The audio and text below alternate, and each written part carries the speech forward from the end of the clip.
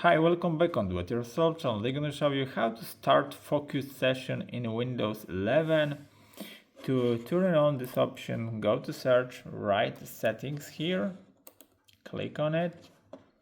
So in the settings, go to system here and go to focus here. And as you see, there is a focus session.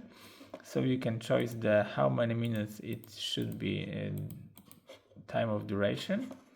And there is an option that you can show the timer of clocking up, high badges on taskbar app, high flashing on taskbar app, and turn on the strip mode in this focus session.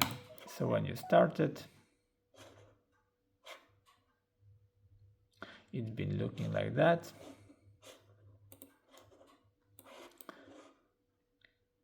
And it's up 5 minutes to break. There is a timer.